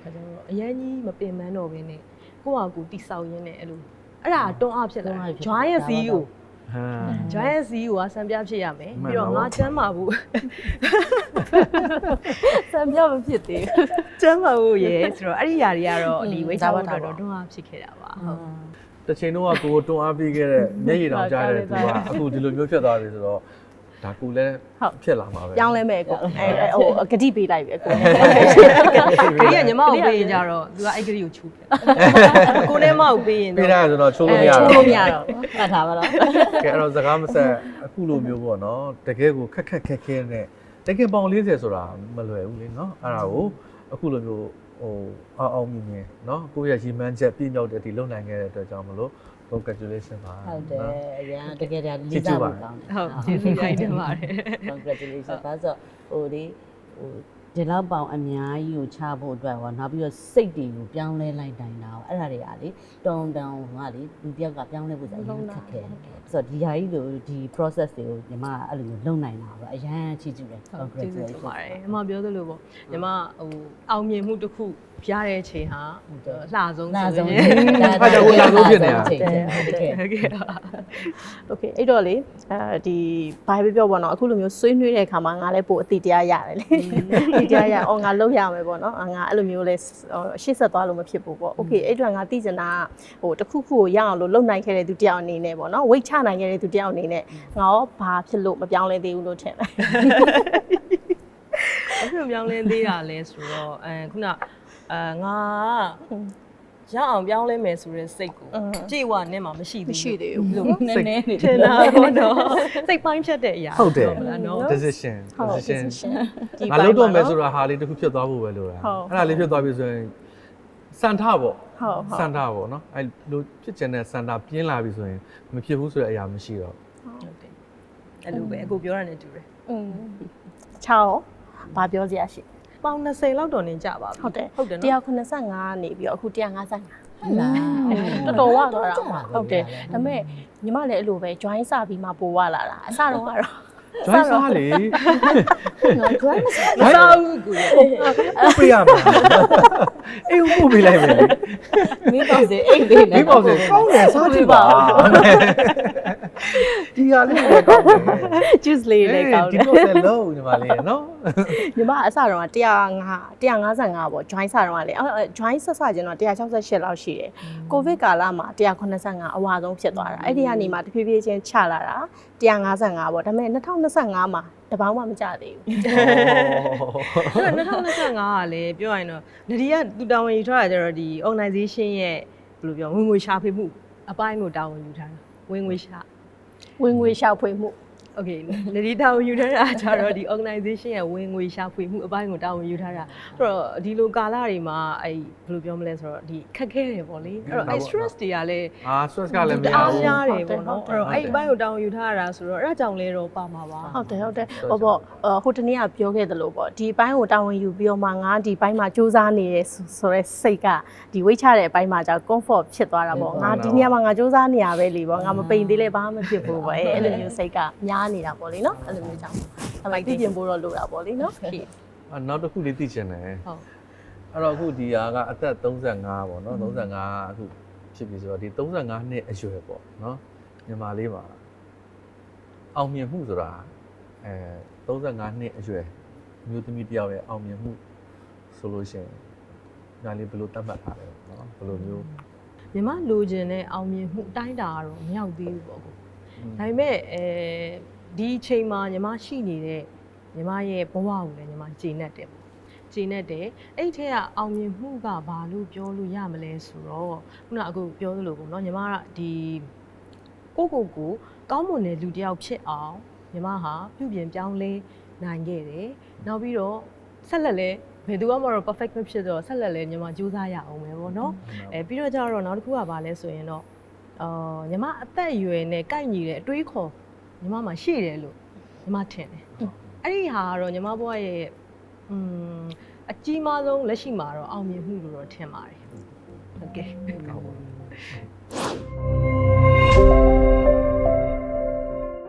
ဒီနေ့ကကျမရဲ့မွေးနေ့ဆိုတော့ပေါ့နော်ကျမရဲ့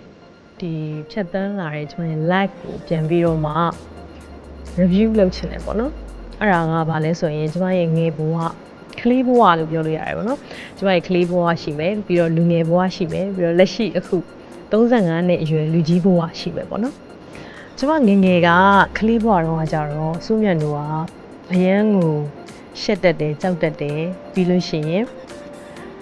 လူတွေခြားထဲမှာလူတော့မတိုးတဲ့သူပေါ့နော်ပြီးတော့ကိုယ့်ရဲ့ဖြစ်တည်မှုတွေကိုကိုလက်ခံနိုင်တဲ့သူမဟုတ်ဘူး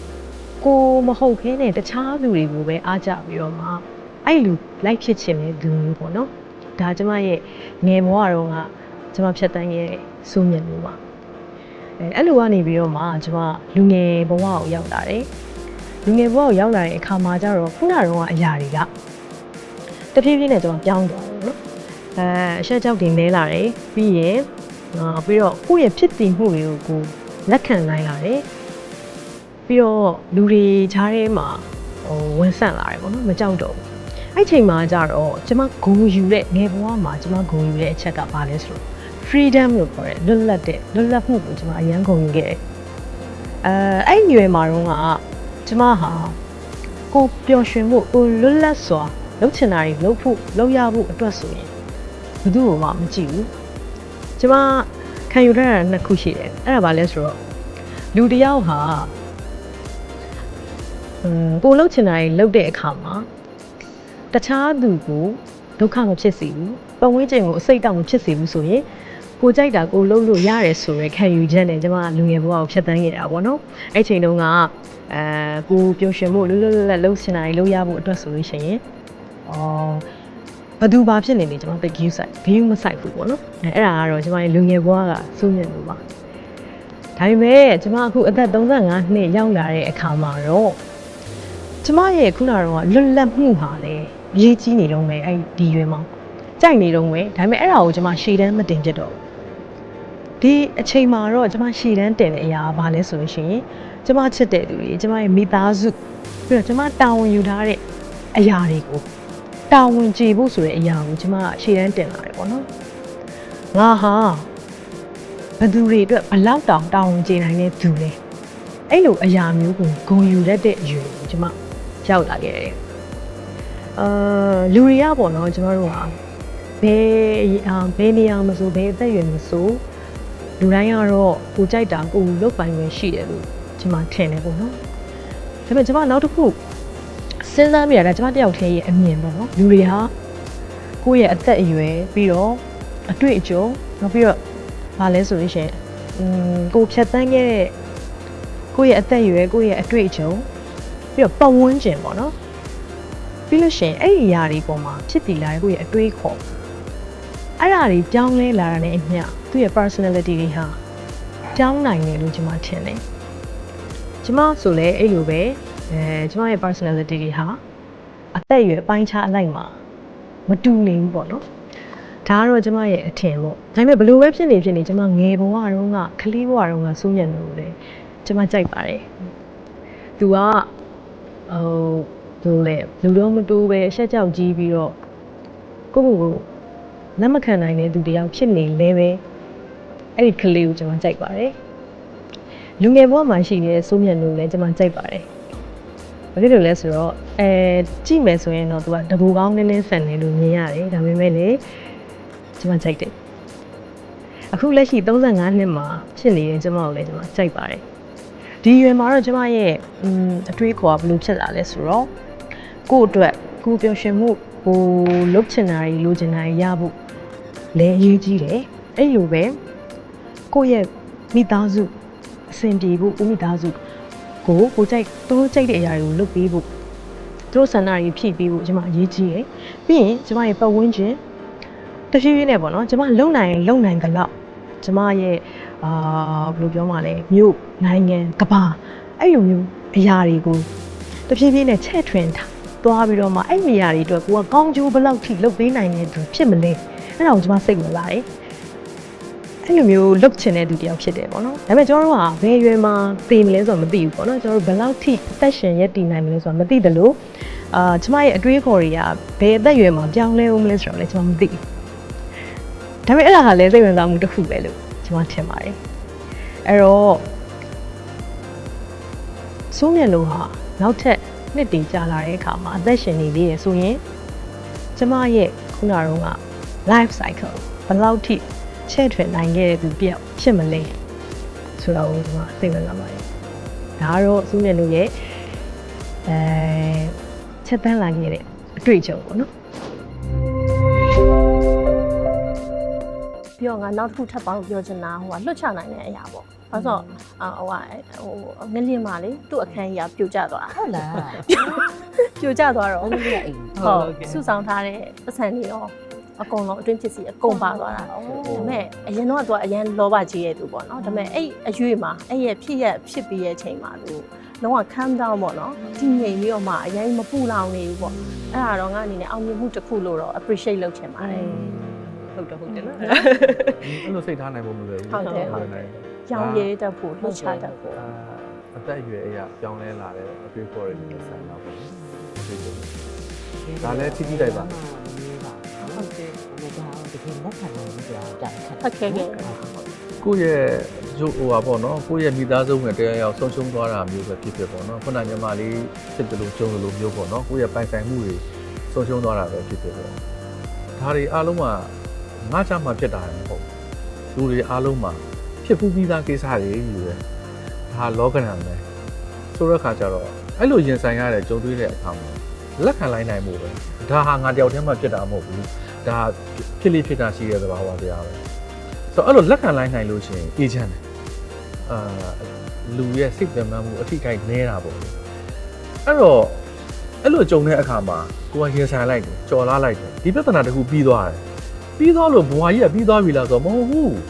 နောက်ထပ်ပြဿနာနောက်ထပ်ပုံစံတစ်မျိုးနဲ့လာအောင်ပါပဲဆိုတော့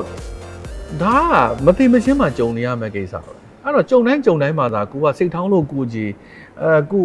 ဟိုဖြစ်နေမယ်ဆိုလို့ရှိရင်ကိုပဲပြန်မှမှာအဲ့ဒါကိုလက်ခံလိုက်နိုင်ဖို့ပဲလို့ဒီလိုပဲမကောင်းတဲ့ကိစ္စတွေပြဿနာတွေဒုက္ခတွေကြုံသွားသလိုကောင်းတဲ့ကိစ္စတွေအောင်မြင်မှုတွေကြော်ကြားမှုတွေငွေကြေးတွေဆိုတာလည်းလာအောင်ပါပဲအဲ့ဒီလိုလာတဲ့အခါမှာလည်းတိတ်ပြီးဝမ်းသာပြီးတိတ်ပြီးပျော်နေလို့မရဘူး။ तू ကလည်းမမြဲဘူး तू ကလည်းပြီးသွားရင်နောက်ထပ်ဟိုစိုးကျိုးကပြန်လာအောင်ပါပဲအဲ့တော့ဘယ်အရာကမှအမြဲတမ်းဖြစ်နေတာမရှိဘူးအဲ့တော့ကောင်းတာပဲဖြစ်ဖြစ်ဆိုးတာပဲဖြစ်ဖြစ်ဟာအချိန်လေးတစ်ခုပဲသူ့ရဲ့ကာလလေးတစ်ခုပဲအဲ့ကာလတစ်ခုပြီးဒီကောင်ကပျောက်မှာဆိုတော့အဲ့ဒီသဘောတရားကိုသိထားလို့ရှိရင်နည်းနည်းစိတ်ဟိုပါပေါ့နော်အေးစိတ်ပေါ်ပါတာပေါ့အထိကိုက်နေတာပေါ့ထိကိုက်နေဆိုတော့အဲ့လိုနီးနေပဲအဲ့လိုစဉ်းစားပြီးတော့ပဲအကူကတော့ဘဝရဲ့ကောင်းခြင်းအချိန်တွေစိုးခြင်းအချိန်တွေကိုကြော်လွှားဖြစ်တယ်တိတ်ကိုတက်မှုရှိတဲ့စကားပါပဲเนาะဒါစိတ်ထားတတ်တာဟုတ်တယ်စိတ်ထားတတ်မှုစိတ်ထားတတ်ဖို့အရေးကြီးတယ်ပါခုလို sharing လုပ်ပေးရတဲ့ကျေးဇူးတင်ပါတယ်ဆိုတော့နောက်ထပ်ဘက်ဦးပဲပေါ့နော်ဘက်ဦးလည်းရောက်လာပြန်ရမ်းမေးရနော်ဒီမေးဖို့အတွက်ဖိတ်ထားဆိုအမပေါ့နော်ဘာဖြစ်ပြောအမကတော့ကို control တိတ်မလုပ်ပါဘူးလို့တော့အမပြောပေမဲ့တိတ်ကြတာတခုကတော့လေဘာပြောအောင်မြင်မှုတခုရနေတယ်ကိုဒီလိုအောင်မြင်မှုတွေကိုလည်းဆက်ထိန်းထားနိုင်တယ်လို့ခန္ဓာကိုယ်ကအစပေါ့နော်ကိုယ့်ရဲ့ဒီ daily habits တွေကအစပေါ့ထိန်းထားနိုင်တဲ့အပေါ်မှာပေါ့အမရဲ့ control လုပ်နိုင်နေတဲ့လျှို့ဝှက်ချက်တွေဆိုရင်ရောဘာတွေဖြစ်လဲလျှို့ဝှက်ချက်တော့လည်းမဟုတ်ပါဘူးဘာလို့ဒါကဘယ်သူလို့ဆိုပေါ့နော်ဒါပြောပြလို့ရပါတယ်ပြောလဲပြောပြဘူးပါတယ်ဟိုအမဖြတ်တန်းနဲ့အမထားတဲ့စိတ်ပေါ့နော်ဟိုဒီခုဒီအချိန်ဒီတက်ရွယ်ဒီ live တစ်ခုလုံးမှာကိုဖြတ်တန်းခဲ့တဲ့ကိုယ့်ကိုဘယ်လို control လုပ်လဲဆိုတဲ့ဟာလေးရောနော်အမကကိုဘာဖြစ်ချင်တာလဲဆိုတာထက်ဘာဖြစ်တယ်လဲဆိုတာကိုဦးစားပေးတယ်။ကိုဘာလုပ်ချင်တယ်ဘာလုပ်ချင်တာလဲဆိုတာတဲ့ဘာလုပ်တယ်လဲဆိုတာဦးစားပေးတယ်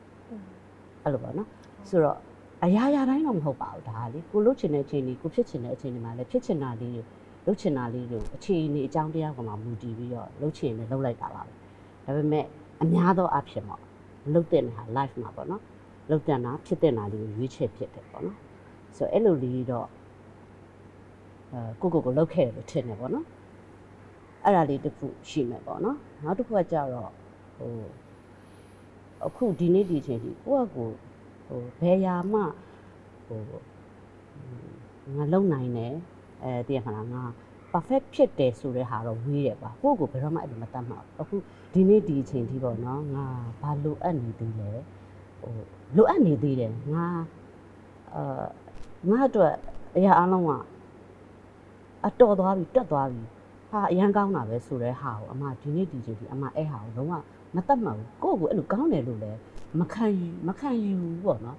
ဟိုထားလိုက်ပါဥပမာအနေနဲ့ပြောရမယ်ဆိုရင်တော့မှပဲထားလိုက်ပါအမတို့တရုပ်ဆောင်ပညာကိုပဲပြောမယ်ဆိုရင်ပေါ့နော်ဘယ်ဟာလေးမဆိုကိုယ့်ကိုအမပြန်ကြည့်လိုက်တိုင်းကိုယ့်ကိုကောင်းတယ်လို့ဘယ်တော့မှမထင်ဘာတွေပဲမသိလုံးနေပြီကိုယ့်ကိုမကြည့်တော့ဟာဟိုကတော့ဟဲ့ဒါကြီးကမကောင်းဟဲ့ငါဒါဒီလိုလုပ်ပါမှာဘာတွေလုပ်နေရလဲမသိဘူးအဲ့လိုကိုယ့်ကိုအမြဲအဲ့လိုမျိုးဖြစ်တယ်ပေါ့နော်ဆိုတော့အဲ့လိုဖြစ်တဲ့အခါကျတော့ဒီတကားရိုက်ပြီးသွားရင်နောက်တကားရိုက်တဲ့ခါကျလို့ရှိရင်ကျတော့အမဒီတရုပ်ဆောင်နဲ့ပတ်သက်တဲ့ item man ကိုပဲပြောမယ်ဆိုရင်အဲ့လိုပေါ့နော်ဒီဟာမှာတော့ဒီ character ကိုတော့ဖြစ်ငါဘယ်လိုပုံစံနဲ့ဘယ်လိုကောင်းအောင်လေးတော့ဘာလေးတော့ထက်လုပ်မယ်ဘယ်လိုဆိုမလဲအဲ့ဒီ thinking တွေကမတူဘူးပေါ့နော်အဲ့လိုလေးတွေတော့ကွာခြားသွားတယ်ပေါ့နော်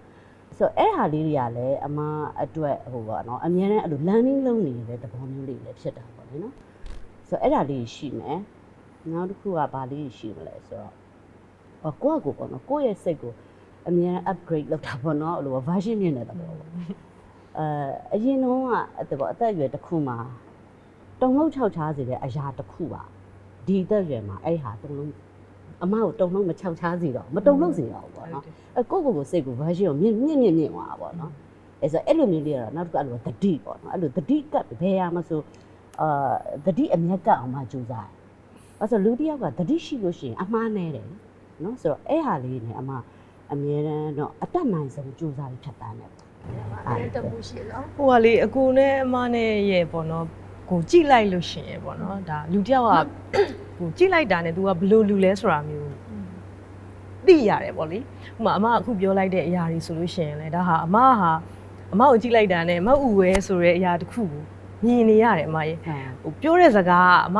ဟိုပုံဖော်နေတယ်လို့မျိုးခံစားရတယ်ပေါ့လေဟိုအလိုဆန္ဒတွေဘယ်လိုခေါ်မှလဲဟိုလှုပ်ချင်တဲ့အရာနဲ့လှုပ်တဲ့အရာဆိုရင်လှုပ်တဲ့အရာဦးစားပေးတဲ့အခါမှာမအူဝဲဟာဒီလိုလူတစ်ယောက်ဖြစ်လာတာအဲ့လိုမျိုးတန်းပြီးတော့မြင်ရတယ်เนาะပြီးတော့အမရဲ့အေးချမ်းတဲ့ပုံစံပြည့်ဝတယ်လို့ခေါ်မှာပေါ့เนาะအမဟိုကိုအဲ့လိုဟိုကောင်းတယ်ငါတော်တယ်ငါတွတ်တယ်ဆိုတဲ့အရာမျိုးမမြင်ရလို့လေဒါခုနပြောတဲ့အောင်မြင်မှုဆိုတဲ့အရာကြီးကတည်မြဲတယ်လို့ညီမထင်တယ်ပေါ့နော်အမအခုအမအကိုပြောလိုက်တဲ့အရာတွေအမတို့ကိုပြိသက်ဒီဆိုရင်တော့ဒါတအားကိုကျင်းနေမှတယ်ညီမလည်းပြိသက်တယောက်အနေနဲ့တကယ်ကိုအရင်အဲ့ဒါလေးကလေတကယ်ကျင်းနေတယ်ဟိုအမတို့ဒီအနည်းပညာလုံးနဲ့ပတ်သက်ရင်ကိုပဲလေထားလိုက်ပါအခုကြော်ညာလေးတွေရိုက်တယ်ဆိုရင်လေကြော်ညာတစ်ခုနဲ့တစ်ခုကိုဘယ်လိုလေးပေါ့အခုဒါဆိုလို့ရှိရင်လေဒီဟာလေးကိုကောင်းအောင်ပေါ့ဘယ်လိုလေးတွေလုပ်ကြမလဲနောက်ကိုကြော်ညာပေးတဲ့ product တိုင်းကိုကအဲ့လိုစေတနာပါပြီးတော့ကောင်းစီခြင်းနဲ့အဲ့လိုစိတ်လေးနဲ့နောက်ပြိသက်တွေ site ကကြည့်မယ်ဆိုရင်လေတည်မလားအေးသူကတကယ်ကိုတေချာလေးကြည့်လို့ကောင်းတယ်ဆိုတော့ကိုရဲ့စေတနာတစ်ခုအများရမ်းပေါ့နော်အဲ့လိုပါအောင်လို့အမြဲအဲ့လိုမျိုးလေးတော့မှအမြဲအဲ့စိတ်ရှိတယ်ပေါ့နော်အဲ့ဒါတကယ်မညာပေါ့နော်အဲ့ဒါပြတကယ်ပါဥတီနဲ့မအူဝဲပေါင်းစုံကြတာလေဒီ core value တွေလည်းတူရလို့ထင်တယ်နော်တမိုးထားတဲ့အရာချင်းလည်းတူနေရလို့မြင်နေတော့အရင်ကတော့ဒီနေ့စကားပြောပြီးတဲ့နောက်မှာတော့ပိုတော့ inspire ဖြစ်သွားရတယ်နော်ပြိသက်အနေနဲ့နော်ပို့ပြီးတော့လည်းပိုတီမြဲသွားတာဟုတ်တယ်တခါကျရင်ကိုလေးစားတဲ့အမှုပညာရှင်ကိုလေးစားတဲ့ဒီ idol ပေါ့နော် idol ထားရတဲ့သူရဲ့အတွေးခေါ်ကပို့ပြီးတော့ကောင်းနေရဆိုရင်ကိုလည်းလေပို့ပြီးတော့ကျင့်တတ်တယ်လို့နော်ပို့ပြီးတော့လည်းသူ့စီကနေလည်းလမ်းနေလည်းအများကြီးရတယ်ပေါ့လေနော်ဒါပြောပြည့်တဲ့အိုးတွေကတော့ဘာမှမခံဘူးဟုတ်ကဲ့ပါအဲ့တော့ဒီနေ့မှာတော့ interview တွေအများကြီးအမေးခံနေရတယ်ဆိုတော့အခုပျော်ရွှင်ရွှင်လေးဖြစ်သွားအောင်လို့လေ surprise season လေးတစ်ခု season ထားပါတယ်ဘာလို့ထင်လဲအဲ့တော့ surprise လေးလာလို့ရပါဖြစ်မယ်ဖြစ်မယ်အေးလာပြီကိတ်ဘောလို့လည်းဖြစ်ရလား surprise ဖြစ်ပါတယ် strawberry တွေနဲ့ surprise ဖြစ်နေပြီလာလိုက်တဲ့ကိတ်ကြီးကြည့်ကြတယ်ကဲဒါဆို birthday song ကဲလာဆိုလိုက်ကြအောင်နော် ဆောင်းလေးဆို Happy birthday to you Happy birthday to you Happy birthday dear Melo Happy birthday to you ဟုတ်တယ်နော်ကိုရဲ့နော်အရင်ကြိုက်နေတဲ့တော့သူကိတ်လေးတော့ခွဲလိုက်ကိတ်လေးခွဲပြီးအတေးကိတ်ခွဲရတာ strawberry လေးအများကြီးတော့ခွဲပြီး Okay ကဲအောင်မြင်သွားပါပြီ Happy birthday ပါကျေးဇူးများကြီးတင်ပါ Happy birthday ပါ all the best ဆိုတော့မွေးနေ့အမှတ်တရအနေနဲ့နေအများကြီးစီစဉ်ခဲ့တယ်ပေါ့နော်ဆိုတော့နောက်အဆုံးအနေနဲ့ပေါ့တခုစီစဉ်စရာရှိသေးလားရှိတာပေါ့ Joy ရဲ့နော် Jolie Stay ကိုလက်ဆောင်ပေးမဲ့အစီအစဉ်ရှိတယ်အဲ့ဒါဘာလဲဆိုတော့35နှစ်ဆိုတော့ခါကြတော့CSR program လေးတစ်ခုစီစဉ်ထားတယ်ပေါ့နော်အဲ့ဒါက35 for 35ဆိုတဲ့ program လေးပါဘာလဲဆိုလို့ရှိရင် Joy ရဲ့ပေါ့နော်လူပေါင်း6000ကျော်ကို body transformation ဖြစ်အောင်လုပ်ပေးနိုင်ခဲ့ပြီးသားဖြစ်တဲ့ program 60 days challenge Joy ရဲ့နာမည်အကြီးဆုံး program အခုဆိုရင်ဒီ program က9,800ပေါ့နော်9,800တန် program ကိုလူ35ယောက်ကိုလက်ဆောင်ပေးမှာဖြစ်ပါတယ်အဲ့တော့အဲ့ဒီ35ယောက်ထဲရပေါ့နော်တကယ်ဝိတ်ကြအများဆုံးသူကိုအကိုနဲ့အမရဲ့ပေါ့နော်စိုင်းပါတဲ့စာအုပ်ကလေးကိုညီမလက်ဆောင်ပေးချင်တာအဲ့ဒါအကိုတို့အမတို့လက်မှတ်လေးထိုးပေးပါဟုတ်နော်ဒီနေရာလေးမှာဒီနေရာပဲနော်ဟုတ်ကဲ့ပြောသွားတော့ပါနော်အားဆိုရင်ငါပဲယူလိုက်ရပါလားဒီနာလေးမှာဟုတ်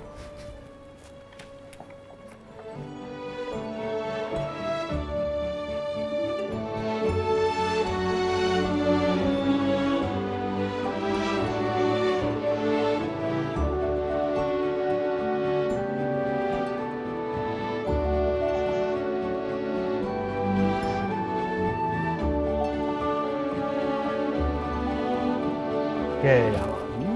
အများကြီးတင်ပါတယ်ဝင်နာစားတော့နော်ဟုတ်ပါငါပဲယူလိုက်တော့မယ်လေ ကြိုင်အောင်ပါလား အမှတ်တရလက်မှတ်ထိုးပြီးဆိုတော့အမှတ်တရ selfie လေးရရအောင် ဟုတ်ကဲ့ ကဲ ready 1 2 3 ကဲပါအခုလိုမျိုး Dramatization episode 1မှာပေါ့နော် special guest တွေအနေနဲ့ပါဝင်ပြီးလို့ကျေးဇူးအများကြီးတင်ပါတယ်အကိုနဲ့မှ နောက်လေလာပြီးတော့မှကျုံဟင်းကျုံလို့လာခဲ့ပါဦး စကားစညီလေးလာပြောပြပါဦး ကျေးဇူးတိုက်တယ်ပါ ဟုတ်ကဲ့အကိုတို့နဲ့အမတို့နဲ့စကားပြောရလဲလမ်းနေနေလည်းအများကြီးရတယ်နော် energy တွေလည်းရပါတယ်